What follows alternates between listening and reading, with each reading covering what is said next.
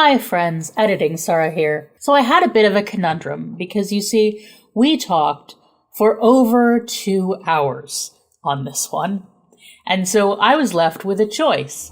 I could give you a ridiculously long episode, I could cut out a lot of good stuff, or I could split it into two. And especially since Jack is still on his holidays, I've decided to split this into 2 episodes.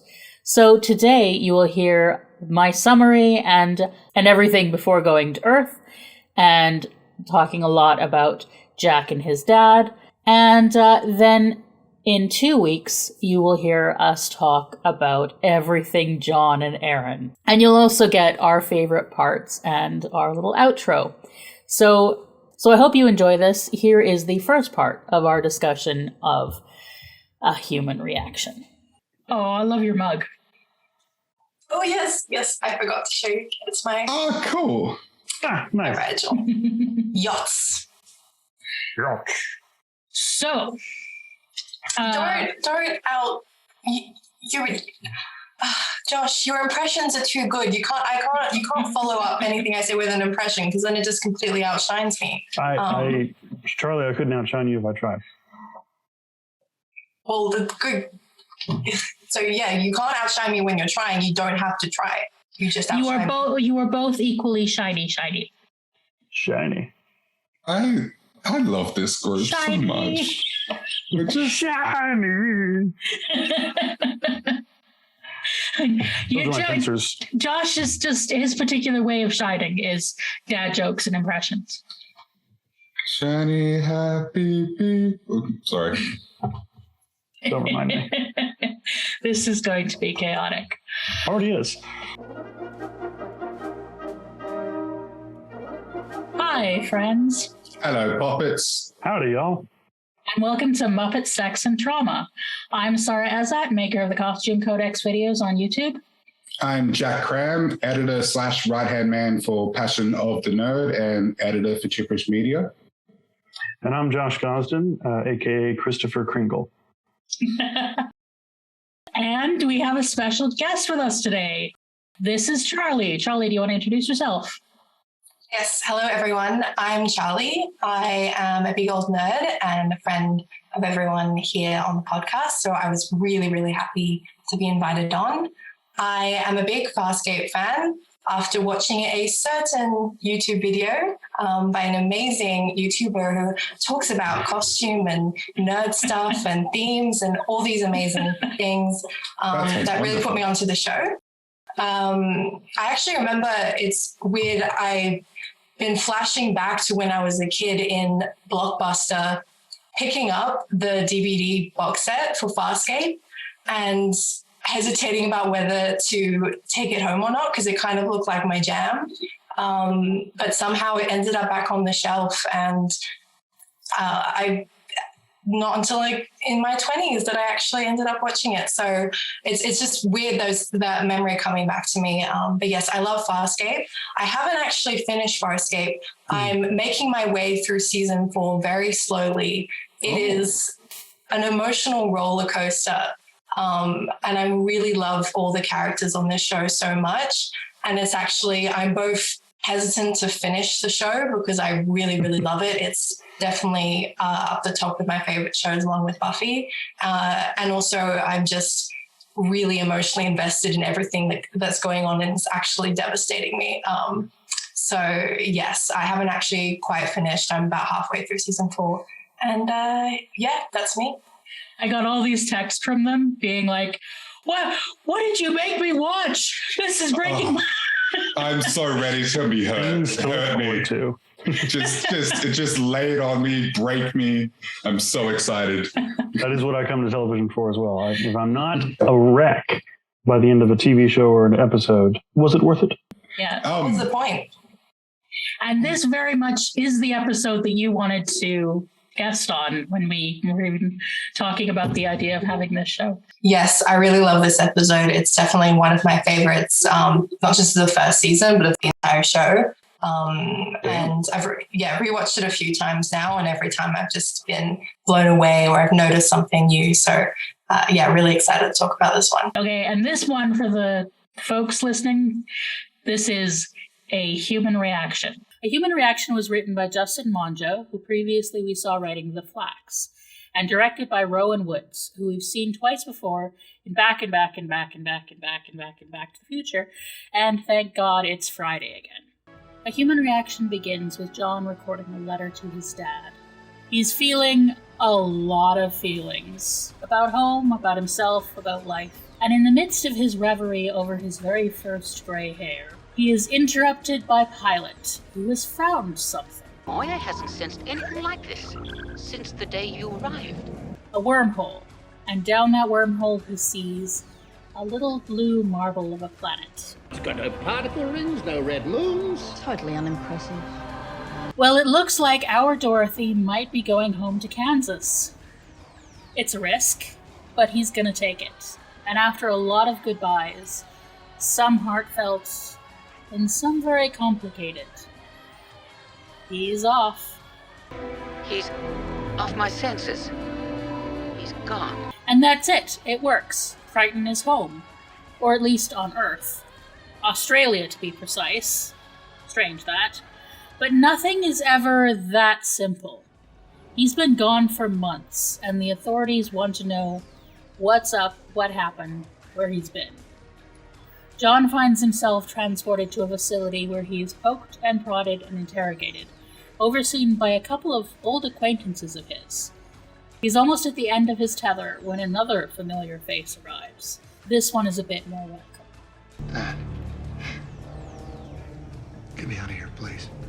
The authorities have brought Jack Crichton in to see if he can confirm that John is John. And Jack tells him that the wormhole that took him from Earth has been open this whole time. And people are really freaked out. After talking with Jack, John is finally gaining a little trust and freedom from the authorities when something new comes through the wormhole. It's a transport from Moya, carrying Aaron, Dargo, and Rigel. John is only just able to save them from being shot down. He can't save them from being locked up for studying. Worse, they gave Rigel some kind of sedative, and it's not sitting well. I feel thrilling terrible. John is really not comfortable with the way his friends are being treated, and things get much worse when Rigel dies. Supposedly from the drug reaction, but no one is buying that story. John and Jack have a tense conversation, and John wants Jack to use his contacts to find some help, but his dad has some reservations. Son, are you willing to die for those creatures in there? I gave my word. Returning to his friends, John finds Dargo is gone, and Aaron has broken out. Are you with me? Or them? He's on hers, of course, and together they break from the base. Now on the lam, they hole up in a motel, where John introduces Aaron to beer. Alone together, listening to the sound of the rain, they share a quiet, intimate kiss. And then a night together. In the morning, Aaron is all business. Not that last night wasn't good, she just has other priorities. And John gets on board and they start to make plans, with a little wardrobe change so Aaron can blend into 2000s era gender norms. Just as she's adjusting to floral prints, Jack arrives with news. There's no help coming, they better go now. Father and son say their goodbyes, and Aaron and John head out. John and Aaron are making their way along a beach when something starts to feel off for John. The newsstand guy looks familiar, and he only has magazines from before John left. And everyone is looking familiar. Out of place, but familiar. John goes more than a little manic, running around. He finds a bar, and yes, he recognizes that too. He recognizes everything. Everywhere he's been before. Except one place. But I've never been in there. And there it is, illusion broken. Time to go see the man behind the curtain. The man who isn't his father.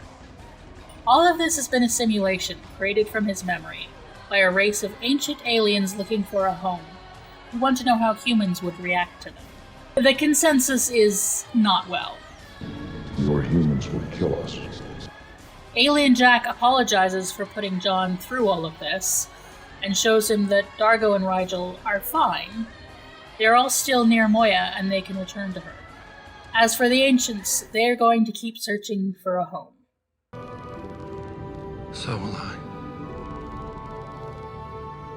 So, Man. thoughts?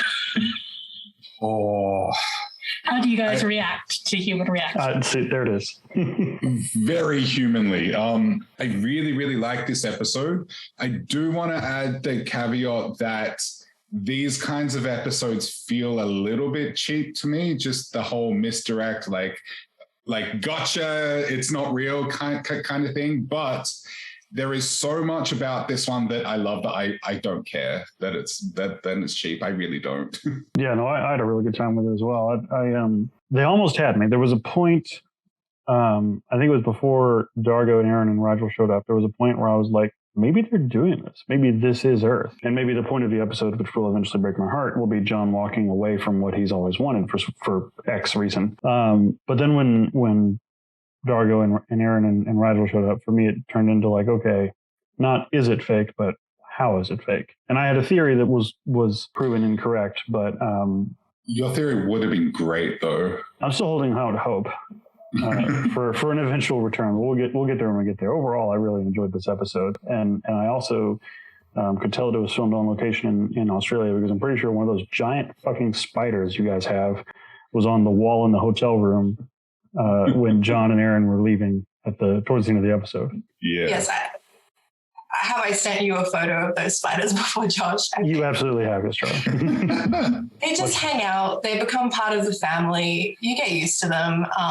Yeah. They're like pets. No. Yeah. Sometimes they fall onto your bed and surprise you, and that just happens, you know? No. Do you want to see what our reaction is to that? No. I joke, but I'm actually quite an arachnophobic. I can't stand them either. But, I mean, Charlie and I are both still alive. We haven't been killed by a poisonous spider or a dingo or a snake. Like, we're fine. Yeah. Thank goodness. So, if we are going to be done in by any horror of the Australian landscape, it will be the magpie. Yes, absolutely. Yes. The magpie, you should be more afraid of magpies than any other creature in this country. They are I've vicious. previously been educated on magpies, yes. They are not nice. And the thing is, they remember your face. So I am very careful. When I walk down the street and I pass a magpie and they're eyeing me up, I keep my distance. I am very respectful. I slow down, because if they decide that I'm just not looking right, I'm not walking right, I will never be able to take that route again, because it's their territory. I love it. We bring in a second Australian and tangent onto wildlife. I feel so like supported right now. I feel seen and supported, and like I have some backup here. I love it. Well, Charlie, what was your reaction? This was filmed in your town, I think. Yes, it was. I recognize a few of the places. They're very obviously quite a while ago, and you can see the age on Bondi there. Beach, wasn't it? Was it Yeah, Bondi? I think it was Bondi. At least one of the scenes. The second time they're at the beachfront, I don't recognize where that is, but it might also be Bondi or Coogee. But yeah, my thoughts going into the episode. You know, I think you realize really quickly, okay, this is going to have to be undone somehow. It's, this is too early for him to be back on Earth. It's, this can't be it. But I love the way they did it. And I love that they did it. It's such a pure sci-fi concept. I grew up reading a lot of 20th century sci-fi, Arthur C. Clarke, that sort of thing. It's very pure sci-fi. A race of alien beings who want to connect with humans and do it, and it's not necessarily direct conquest style thing. There's always that twist in there, and it's always comes to the questioning humanity in some way. And often recurring feature is that thing of the, how are their forms physically, how are humans going to react to such a strange alien form? And it's never well. It's never well. So I just love it. It feels very sci-fi, while also the way it's filmed is quite grounded and almost a bit like a thriller or something like that. It's probably one of the more tame Farscape episodes, actually, in that respect. But yes, I just love it, and I love the way, mainly how it highlights John's relationships with his relationship with his father, but just also with the rest of the Moya crew. Their farewell at the beginning, in particular, is just perfectly done. It's one of the best sort of farewell scenes I've ever seen in a TV show, even though it's not actually the final farewell. Interesting thing about the it doesn't feel like it doesn't feel like sci-fi is the reason they chose the director they did, Rowan Woods, is because he was the one least familiar with sci-fi.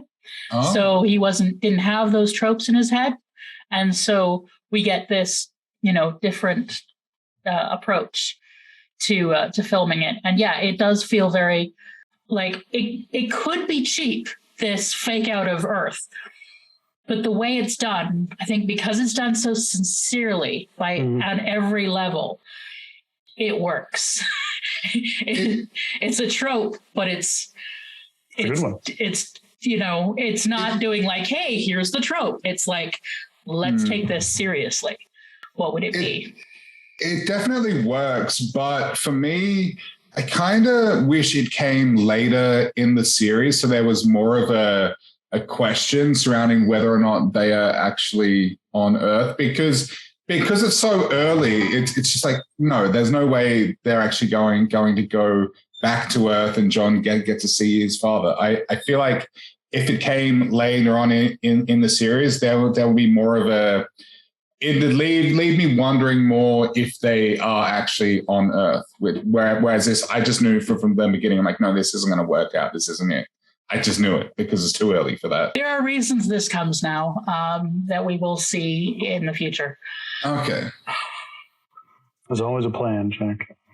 Well, there actually with Farscape there often isn't a plan, but they see opportunities and build on them. So there were some things planned when they filmed this episode, and then there were other things that came out of this episode that they went, hey, let's build on that, and we will see what they do with those. Yeah, I'm really hoping there is a payoff, especially with so I love the scene where John and his father reunite for the first time. The whole you caught the biggest bass I had ever seen. It was like it was a trout, Dad. I'm like, oh, that is beautiful, and I love that. But for me, it loses a bit of power finding out that it's not actually his father. It doesn't have the same kind of sentiment to me. But I'm really hoping that there is a payoff for that later on if John actually does get to see his dad again. Talking about the sincerity, let's start with the goodbye bit on Moya. Oh, Sarah. Josh, you Jack. Look like you have things building up there. You go first. Okay, I'll just this once, just because you asked so nicely. There have been permanent departures of characters on previous shows that haven't felt this sincere. Like, they did such a freaking good job with this, and all of them were my favorite bits, but three of the bits that I want to highlight were John and Zahn's goodbye was so like earnest and just brimming in my eyes with emotions, and when Dargo called him John, I wanted to climb out of my skin. I lost my mind. And then Aaron steadfastly refusing to say goodbye. There's just some really beautiful just character moments, really. They all acted as themselves. I believed every single one. I particularly love how Zahn says a little prayer. She does this sort of thing with her hand, and she says, like, it looks like she's doing a little like prayer ritual or something. I love that. And I love Dargo. I saw him tearing up. I saw freaking tears. He was tearing up, and I freaking love that from the big guy. Yeah, I love this scene, and what I think it's exemplifies what I think Farscape does really well is you've got before that there's this tension that's built between the characters really well. They're arguing all the time, but just always in a way that really shows both, because they come from such different backgrounds. They're literally different species. They all come from very different backgrounds, even within those species, and they all have very different motivations, apart from the one unifying one, which is, we want to survive and we want to get to our homes eventually. Though, as we've seen in the past, those also come into conflict. At the beginning of this episode, we see Zhaan and Chiana arguing. We see Chiana and Rigel arguing and being completely ignorant of what's going on with John when he's looking at the wormhole and realizing that he's seeing his home. Like, they're completely on a different wavelength from all of each other. And then you follow up that with an amazing farewell scene where they all do understand each other really well. And they suddenly know how to speak each other's language. I think particularly with Dargo and how he says goodbye to John, I think they give each other a handshake, and there's all that animosity is put to the side. And then there's also John making fun of Rigel, saying he'll leave all this stuff to Aaron. Suddenly they're speaking each other's language. And that's what I love with this show, is that it creates this really organic feeling conflict between the characters. Yeah. And then in the moments that matter, suddenly they're all on the same wavelength, and it's beautiful. Yeah, the genre is so fantastical and out there that when you get moments like this that feel so grounded and genuine, it's just really, really special, I think. Beautiful. I love it. I love John's moment of hesitation. I was just about to say. And just like, yes. And you've got Rigel is cheering. Rigel is cheering him on in his very Rigel way. Don't know what Probacto is, but evidently John is a lucky one. And then it's when Dargo speaks to him and steadies him, and validates his fear. I was just about to say that. Yeah. That is just that's just such a moment in their relationship. Yeah. And I would like to think that in that moment, Dargo was thinking about if he could see Joffy again. That's what I like to think he was thinking in that moment.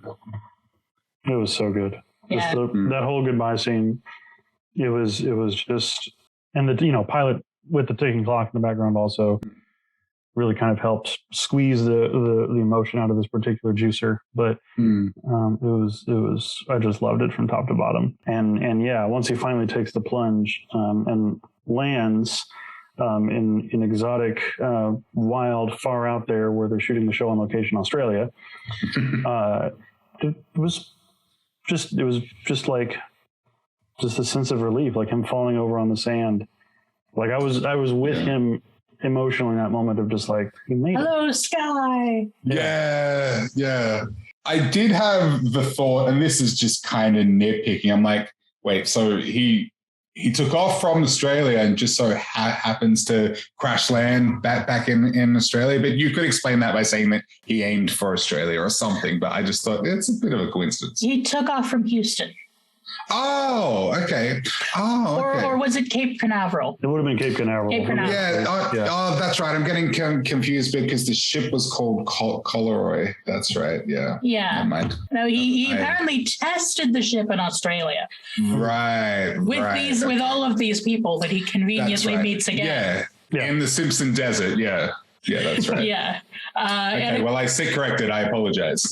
And of course, in reality, chances are he'd hit the water. But this isn't. Not only is this not reality because it's a fiction. Oh yeah. It's a fiction within a fiction. Yeah. I'm not saying it as I don't bring it up as an indictment or a problem. It's just something I couldn't help but think. My brain just works like that sometimes, but then I just think, hang on, it doesn't matter. Who cares? It's a TV show. Just enjoy it. Well, and also like it's a simulation, so it's okay if things are convenient because exactly, yeah. If it's the simulation, yeah. Yeah, I guess I guess it's more the fact that it's in Australia that he lands, because it would make much more sense within the simulation that he would land back home, and then maybe he wouldn't notice as much the fact that everything was too familiar and it'd be like, well, of course it's familiar. This is my home. Whereas when you're seeing everyone from back home, it's suddenly in Australia that like sets off alarms a bit more. So he's home. He's washed up on shore like Odysseus. Or Dorothy Gale. There's no place like home. The Oz illusions are thick in this one. You were there, and you were there, and you were there. And he lands in Oz, Australia. Never mind. Yeah, and he meets, Cobb and Wilson. Mm-hmm. What did we think of Cobb and Wilson? So Cobb is the guy that's guarding him in the beginning, right? Mm-hmm. Yeah. The one who, surprisingly for a non-American, doesn't care about, was it the World Series? The Super Bowl? I got something to say about that. So,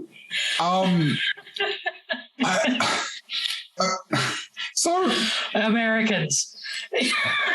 So just to recap it for our gentle viewers and listeners, there's a scene where Crichton scoffs at Cobb is his name, this guy that's guarding him, for not knowing who won the Super Bowl. Now, over here, since the internet has gotten what it is today, has become what it is today, the NFL has gotten a little more popular here. It's not big by any means, but more people are sort of aware of it. Back in 1999, when this was, I guarantee you the vast majority of Australians had no idea who won the Super Bowl. I think most of them didn't even care. Half of Canadians don't give a crap. Right? It's just, I say this with absolute love, but it's just so American. Like, it's so American.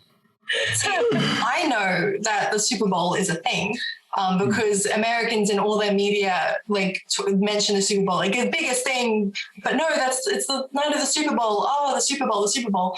I couldn't even told you what sport it was. Because and they never bother explaining it because they assume that everyone knows what it is. It's commercials.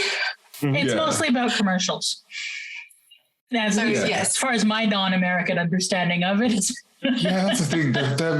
I actually hear more about the commercials than I do the actual game. Yeah, sounds about right. Yeah, it's just that scene. I laughed, but also got a little bit annoyed and. Yeah, I'm an American, but I'm no kind of sportsman, and so the Super Bowl being a thing at any point has usually been like the day before or the week before leading up to it. Suddenly people start talking about it around town, and my code switch. I'm like, yeah, the big game, right? Yeah, absolutely. They're going to score points and yes. Yeah. The sports thing. Enjoy your sportsy sports. Sports their hearts out. And I'm a manly man who likes the sports. They'll be like, one of my go-tos is someone will say like, who you got in the Super Bowl this year? And I'm like, oh man, what's even the point of rooting for somebody this year? And he'll go, I know, right? And I'm like, yes, I dodged it. I'm trying to remember what the Canadian one is called. I think it's the Grey Cup. Yeah, I don't care. But I've got a lot of stock sports affectations that get me out of having to talk about sports. So I may be American, but I don't give a shit either. If you happen to be a sport person, as well as a nerd or are listening to this, we wish you joy in your sports and hope that your team does well in its sports ball cup thing. Eloquently pushed. So John is stuck in his isolation booth, and nobody will tell him any news. And his dad arrives. I do love the whole aesthetic of that scene. It's very X-Files-y. Very. Yeah, I like the set, and yeah. I already spoke my thoughts on that scene, so why doesn't someone else take the floor? Your anti-Super Bowl rant. Those your thoughts on the scene? No, about John and his dad and the trout and the bass. Oh, yeah. I'm sorry. Oh yeah. Can any of you remember your 10th birthday? No. Yes. Oh, what happened on your 10th birthday? We could only afford to invite 2 friends. I think. So they must have been very special. Yeah, they were. I can vaguely recall like the house I would have been living in around that time and whatnot, but I don't specifically remember it though. No. Nor do I. I don't remember mine. I can remember my 11th birthday. 30 years ago. No, you were this close, Charlie. I think I can remember my 9th birthday. I don't think I can remember my 10th. Judges won't accept it either. Well, this fishing trip must have been very special. I can remember things like that. Not necessarily my 10th birthday blow for blow, but I can remember important, or what I feel like at the time were important kind of childhood events that really connected me with the people who love me and that I love. I always think about getting life advice from my grandfather on the banks of the Blue Danube in Austria, and then I mean, you know, there's any number of very tiny like, yeah, remember we did this, and my dad or my mom or everybody's like, oh, what? Because for me it was huge. For me it was important, and for them it was just another day, you know. Yeah. And so the notion that fishing trip was so special to both Jack and John is both heartwarming and also kind of like how convenient it was that he soft landed on a beach in Australia. An early indicator that something is a little fishy. Yes. Get it? Because beach and water and yeah, I get it. But I absolutely couldn't, stand the production design of the holding cell because it did feel like it was trying to do X-Files. Yeah. But not doing X-Files. And this would have been like right at the height of the X-Files fame, right? But it felt so like, you know, it's a containment cell for aliens, when like if such a thing does exist, it's probably much more likely to be like a bunch of tarp and canvas that they bought from Home Depot. and you know, well, that would have been Bunnings. Yeah. It looked a bit like a fish tank that had been drained. But like that giant, like half a hexagon door that slid apart but wasn't an airlock.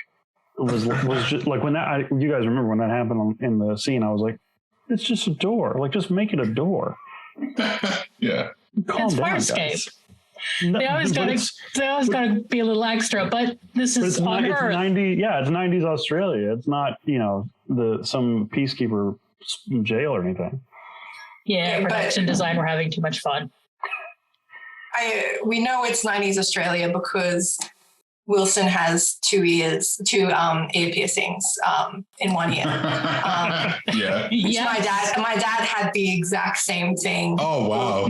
All through the I saw that and I was like, "Yep, this is authentic." It's all good. And the rest of the set, I feel, was, you know, it's just sort of an empty. We have a lot of those big empty warehouses that we do filming on. So the rest of it seemed like, oh yeah, they just appropriated the space. But yeah, I agree that the cell looked like that had to be custom design. They didn't know he was coming. Right. I guess maybe if they're like the fact that the wormhole in this scenario has supposedly been open the entire time, maybe they're preparing for something to come through. But I feel like preparing one jail cell might not be the priority. So, and certainly not designing it to look like that. Like it would So yeah, I agree, but I think the rest was good. Yeah, production design aside, I really enjoyed the interaction between John and Jack. It was a little hard to pin down. It felt like Jack's actor was getting. His name is Tim McCord. It felt like Tim was getting maybe a little bit too much direction.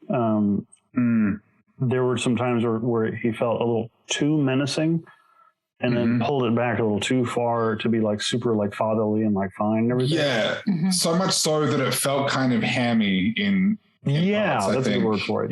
Yeah. But the relationship and the interaction between the two of them was gold and very affecting and very moving, and especially the parts at which Jack was like, "No, this is my son. I'm not going to let you guys experiment on him." Yeah, I think if they dialed Jack back from like 11 to maybe like a 9, it would have been a bit better, I think. Like there was a point after Dargo and Aaron and Rigel showed up where Jack was like, "You'd stick your neck out for these creatures," and like I remember when we were watching it, I was like, "Damn, Dad!" Like, they're just people. They're all just people. Once you're in on the secret, I find I actually kind of like that he's a bit awkward in his acting. Like it adds the layer of he is acting. He's acting, yeah. I am a human father to you, son. Are you sure humans would? Is it natural for humans to stick their neck out for aliens? Is that an unusual reaction? Would you say? Clicks a pen and has a notepad. Tell me more. Watching it for the second time, because I've watched it twice, we did a live reaction to it that will be available on our Patreon at some point. Probably by the time that this is up, right? Yeah, Sarah? by the time this goes up. Yeah, but I watched it just last night for the second time, and I noticed watching it for the second time that there are actually quite a few hints as to what that something not quite right is going on. And they were little moments that I didn't really think much of at the time. There's this one scene where Crichton speaks to one of the military guys and he's like, "Have we met before?" And he says yes, and that they met in the Simpson Desert during a shuttle test. And yeah, first viewing, I thought nothing of it. But on the second time, I was like, I get what you're doing there. And there's a couple of hints throughout. I can't remember the others, but there's a couple. And I quite enjoyed that. I caught that one. And that was the point at which I started to suspect that maybe a certain someone was pulling the strings for this episode. So, shall we dig into the daddy issues? We have to. I think we have to. Raise your hand if you have... Wait a minute. Give me the show. Oh, that is a can of worms, Josh. Gotcha. My God. Gotcha. Yeah, don't make me do that. Oh, we're about to get... Everybody, you've got parental issues. You've got parental issues. Moments to quote Xander. So let's talk about Jack's relationship. I was about to say... I very nearly said Josh there. Josh and I are very close. We're very close.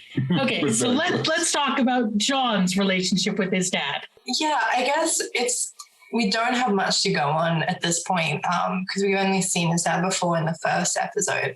And in that episode, I remember when I watched it, this is the typical, stereotypical, whenever there's a character who's sort of in the military or in some sort of organization, and the father has already succeeded in that sphere and is very strict and the work is the most important thing. I think I sort of boxed him away as that sort of character, and this episode is interesting to explore that because obviously it's not actually him, but it's based off of John's memories of him and what he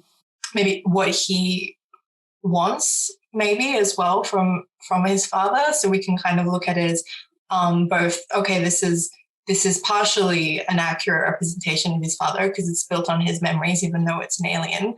But it also might be partially just the elements of their relationship that John finds the most interesting. Although it finds the most interesting, like no, that we find interesting, but that you know what I mean. And yeah, I think we could go to that. The memory that they chose was obviously quite important. It was sort of the typical memory of the father with the important career who's not there on an important day for his son. Yeah. Sort of, again, I feel like it's sort of, it's a very, again, stereotypical situation. But the way it's portrayed with this Jack, this version of Jack, obviously desperately wanting for John to be his son. And that's coming through in his performance, and the relief and the immediate contact and hugging as soon as that's confirmed, I think shows that for John, while obviously there's daddy issues with a parent who was absent most of his life, and who's now absent again, and this time with the roles reversed, where it's John away on the unplanned mission. It's at the end of the day, I don't think he's very resentful of his father. I think it's more that he's focusing on it because now he's the one who's absent and he's trying to think, what would his father do in this situation? I really like the moment where where Jack talks about how he had to come to terms with thinking that John had died. And John says, well, now you know how I felt every time you went on a mission. Like, one of the things I like about Crichton is that although he's given a lot of stock, leading man characteristics, one of which usually is daddy issues, he's not like Tony Stark or something. Like, he's actually communicative about his issues. Like, he's actually emotionally intelligent, and he's aware, he knows, I have issues about you having been putting yourself at risk and being not there, but I'm also not gonna be a total asshole about it. I'm aware of it. And the way that Ben Browder plays well, now you know, is not like it could be, throwing it in his face, well, now you know how I felt, but he's not. He's like, now you know. That's how I felt. And that's mirrored really nicely off of the opening scene where he's doing the recording to his dad. And one of the topics is, I found my first gray hair. And it's sort of, getting to actually to interact with the facsimile of his dad this episode gives John a chance to have that now you know moment for himself of like, my dad, while I missed him while I was growing up, my dad missed me growing up. And so he's sitting there and he's holding this gray hair and he's realizing his dad doesn't know and hasn't seen. He'll come back and he'll be different. He'll be older. Yeah. And his dad will have missed that process. Yeah, there's definitely a lot of love and warmth between them. And obviously there's also a lot to say that their relationship was strained. But I don't really sense any resentment from John. Yeah, I feel like he acknowledges that it was messed up and his dad was absent and whatnot. But yeah, I do get the feeling too that he just wants his dad, and that's great. I love that. That's beautiful. I think he feels a bit like someone who's been to therapy. Yeah, that's true. Yeah. Imagine a world. Got this shit together. Good for you, John. If we get a bunch of our dudes into therapy, imagine a world. I mean, he probably needs more now that he's had the crazy stuff that's happening in the. I really love the opening, just him, the episode opening with him recording a message for his dad, and then eventually he gets to see what he thinks at the time is his father. I just feel like it lessens some of the power for me knowing it's not actually his father. But I don't know. Instead, I think there's a massive sense of betrayal. We talk about the ending when he recognizes that it isn't his dad. Yeah, that's tough. That one. God, that anger when he, you made me think you were my father. He tears his chest off. That's, yeah. Yeah. I also kind of slightly giggled at the fact that he finds out by going into the women's bathroom. I found that I cracked up. That was like, he's like, kind of like really silly, but I kind of like it. So I love that apparently these aliens like can't imagine anything. They can't extrapolate. Yeah. Perhaps the women's bathroom might look similar to the men's bathroom. Yeah, just no trough or urinal or whatever you call it. By the way, the scene with the men's bathroom, one of the guys in there was actually Anthony Simcoe out of makeup. I didn't notice that. And another one was the director. Oh, he literally looked like yeah. I thought that was the case. Yeah. No, like that killed me because, I mean, what elementary school boy hasn't run into the girls' bathroom at one point or another? I'm sorry, Josh, what?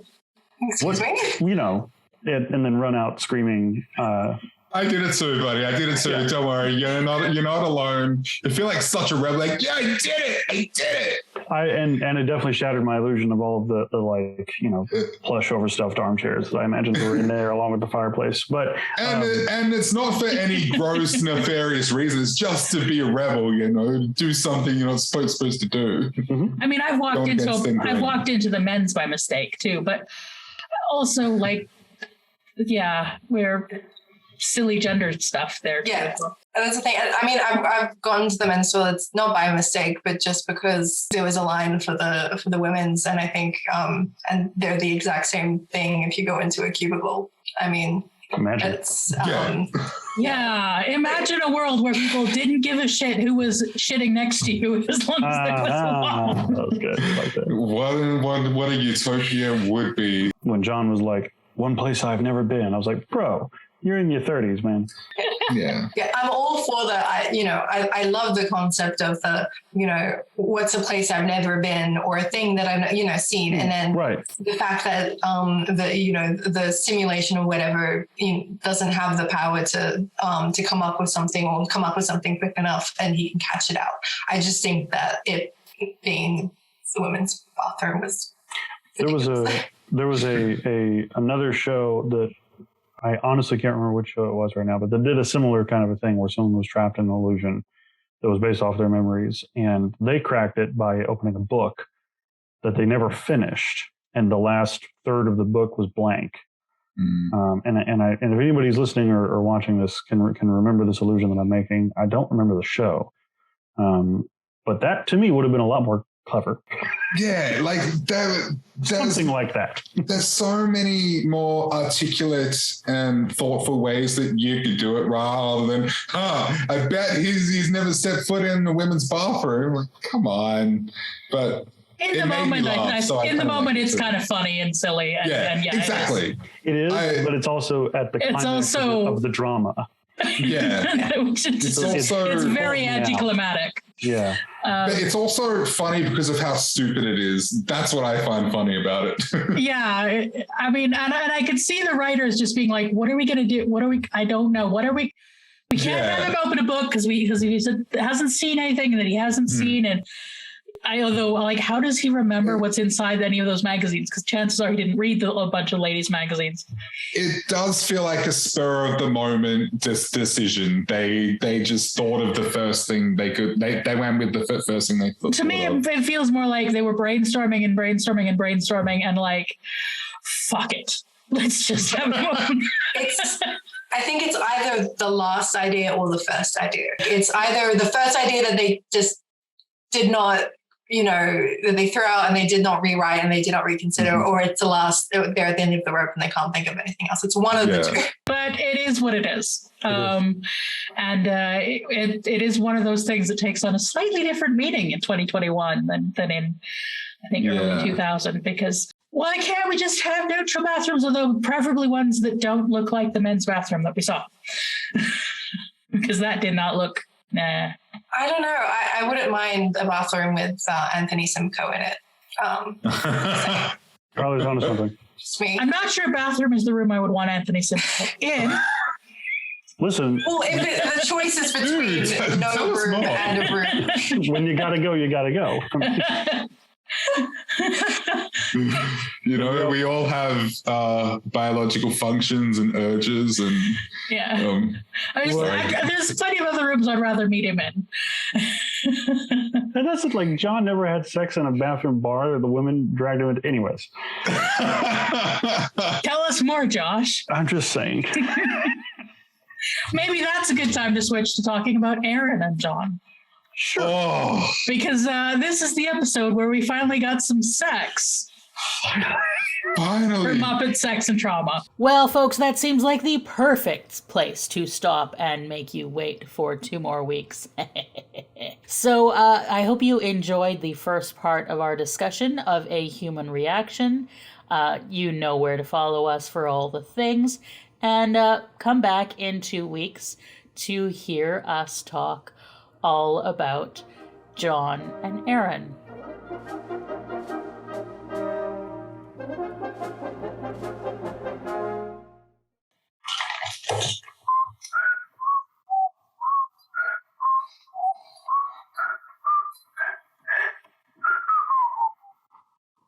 I didn't make it.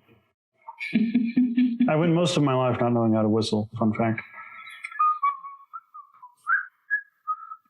Only much later in my 20s did I finally figure it out. My dad taught me to whistle, and then he told me that ladies don't. Ladies don't whistle? Apparently.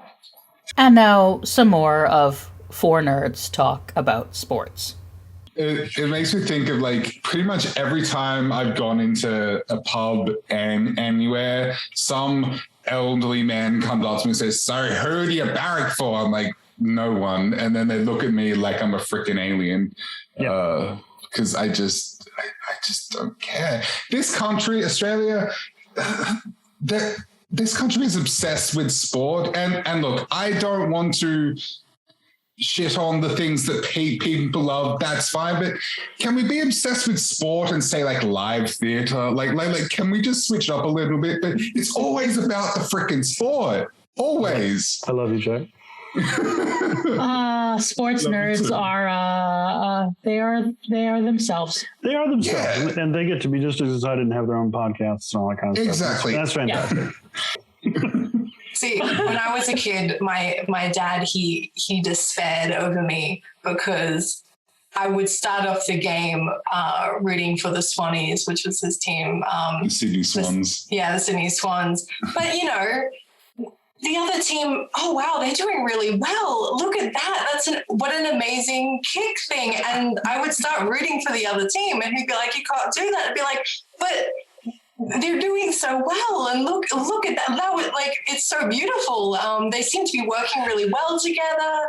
You know, they seem to be in really good, like, you know, I'm getting a lot of joy from watching them, you know, have a good day." And he just fed over me. Yeah. I also if you watch sports with my dad and you root for anybody, you get a lecture on sportsmanship. Oh God, that's even worse, I think. Because we are watching for the quality of the play. It's usually tennis, and unless he's had a couple favorites over the years, but mostly no. We are watching good sportsmanship. We do not cheer. That was pretty good. But he does have a magical talent for finding tennis at any given moment for turning on the television. Oh, the tennis. It's just everywhere. Like, as soon as the football finishes, the cricket starts, and I'm just like, come on, just give me a break, please. Like, my grandfather attempted to explain cricket to me over the phone. Cricket is the most boring. Like, it's literally standing around and watching grass grow. Like, yeah, and Ernley was in his 80s when he was trying to explain it to me over the telephone.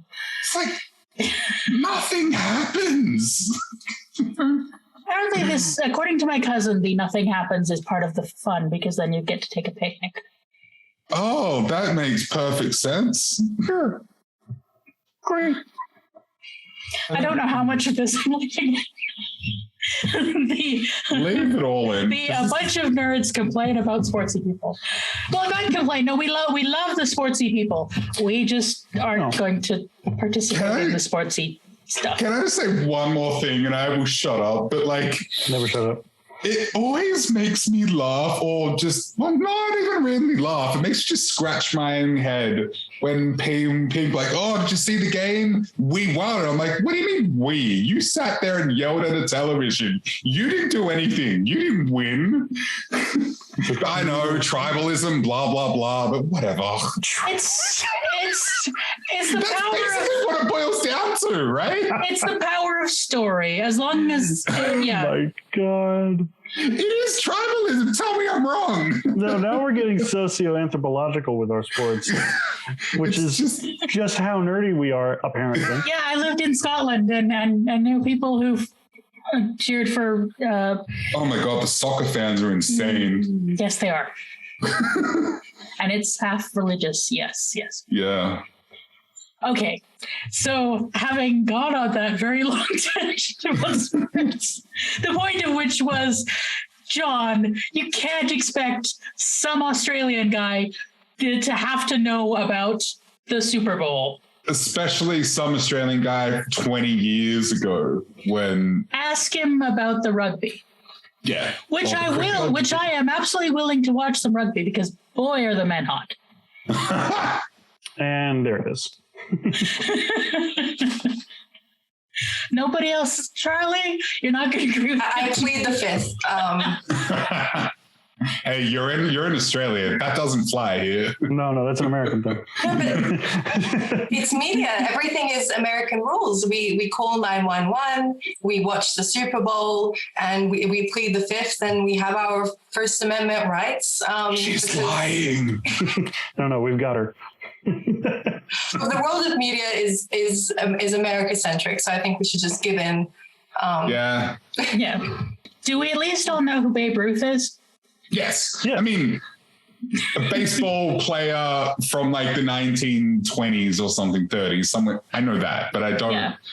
And kind of like the American baseball version of Don Bradman, which is a really famous Australian cricket player from like 100 odd years ago that did some stuff. He hit balls and really great. The American Wayne Gretzky. Yeah. Yeah, sure. We have so tangented. Tangented? Yes, we've done an international tangenting. Okay.